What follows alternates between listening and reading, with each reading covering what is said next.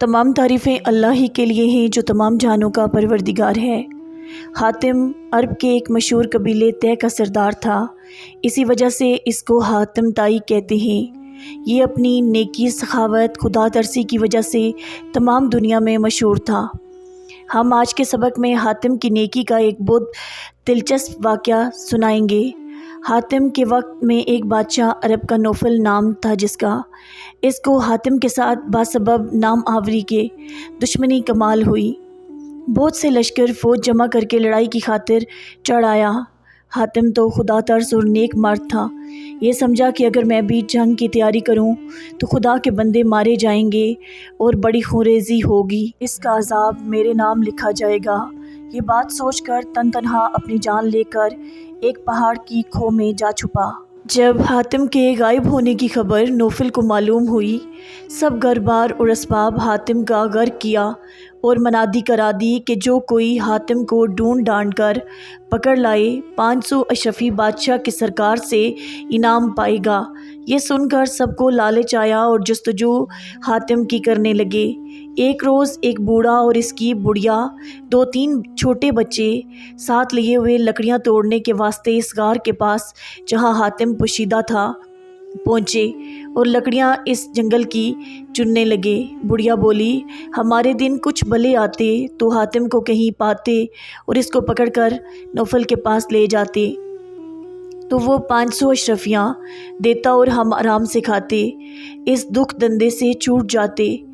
बूढ़े ने कहा, क्या टर करती है? हमारे ताले में ये लिखा है कि रोज़ लकड़ियाँ तोड़ें और सर पर धरें, बाज़ार में बेचें, तब नून रोटी में असर आवे, या एक रोज़ जंगल से बाग ले जावे।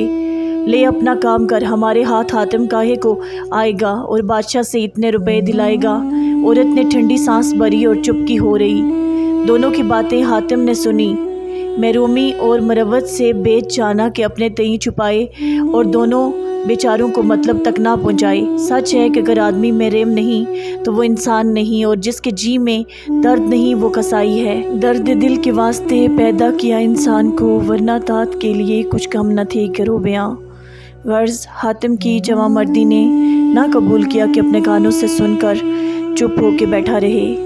फ़ौरन ही बाहर निकल आया और इस बूढ़े से कहा, अजीज़ हातिम में ही हूँ, मुझे नौफल के पास ले चलो, वो मुझे देखेगा और जो कुछ रुपए देने का वादा किया है तुझे दे देगा। पीर मर्द ने कहा, सच है इस सूरत में भलाई और बहबूदी मेरी अलबत्ता है, लेकिन वो क्या जाने तुझसे क्या सलूक करे। अगर मार डाले तो मैं क्या करूँगा? ये मुझसे हरगिज़ ना हो सकेगा। तुझको अपनी तमा की खातिर दुश्मन के हवाले कर दूँ। वो माल कितने दिन खाऊंगा और कब तक जीऊँगा? आखिर मर जाऊँगा, तब खुदा को क्या जवाब दूँगा? हातिम ने बतेरी मिन्नत की कि मुझे ले चल।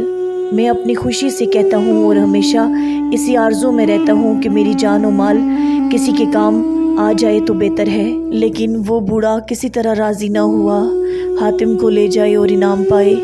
आखिर लाचार होकर हातिम ने कहा, अगर तू मुझे यूँ नहीं लेके जाता तो मैं अपने आप से बादशाह के पास जाकर कहता हूँ इस बूढ़े ने मुझे जंगल में पहाड़ की खो में छुपा रखा था। वो बूढ़ा हंसा और बोला, भलाई के बदले बुराई मिले तो या नसीब। इस रद्दो बदल के सवाल और जवाब में आदमी और भी आ पहुँचे। भीड़ लग गई। इन्होंने मालूम किया कि हातिम यही है। तुरंत पकड़ लिया और हातिम को ले चले। वो बूढ़ा भी अफसोस करता हुआ पीछे पीछे हो लिया। जब नौफल के रूबरू लेके गए तो इसने पूछा कि इसको कौन पकड़ के लाया। एक बदजात संगदिल बोला कि ऐसा काम सिवाय हमारे कौन कर सकता है। ये फ़तह हमारे नाम है, हमने अर्श पर झंडा गाड़ा है।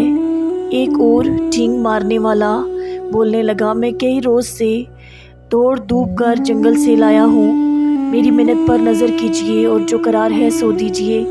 इस तरह अशरफियों के लालच में हर कोई कहता था कि ये काम मुझसे हुआ।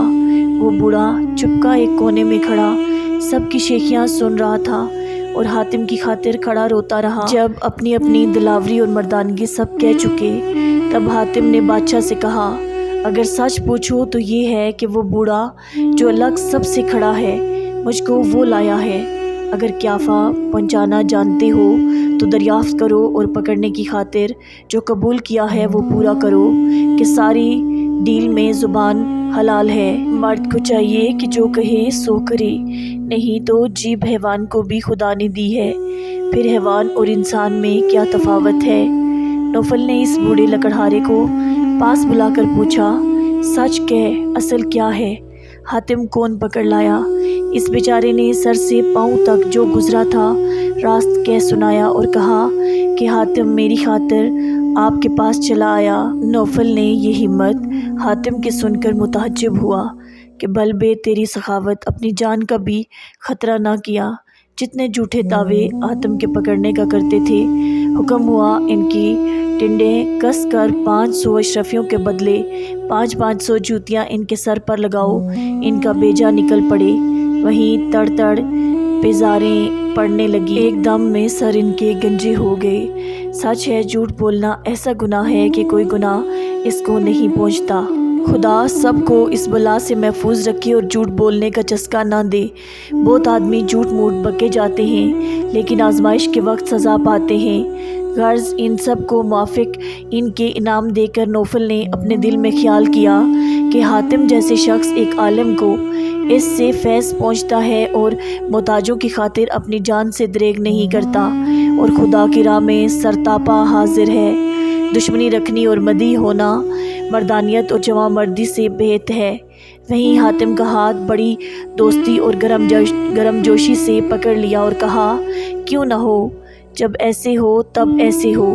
تواضع تعظیم کر کے پاس بٹھایا اور حاتم کا ملک و املاک اور مال و اسباب سب کچھ ضبط کیا تھا وہیں چھوڑ دیا۔ نئے سرے سے سرداری قبیلہ طے کی اسے دی اور اس بوڑھے کو 500 اشرفیاں اپنے خزانے سے دلوا دی۔ وہ دعا دیتا چلا گیا۔ حاتم کی بہادری کا یہ قصہ جس کتاب سے لیا گیا ہے، اس کا نام باغ و بہار ہے۔ یہ کتاب میر امن دلوی نے اب سے کوئی 500 برس پہلے لکھی تھی۔ اس زمانے کے لوگ اپنی عبارت کو بہت خوبصورت بنانے کی کوشش کیا کرتے تھے، جس طرح اشعار میں قافیے کی شان پیدا ہو جائے۔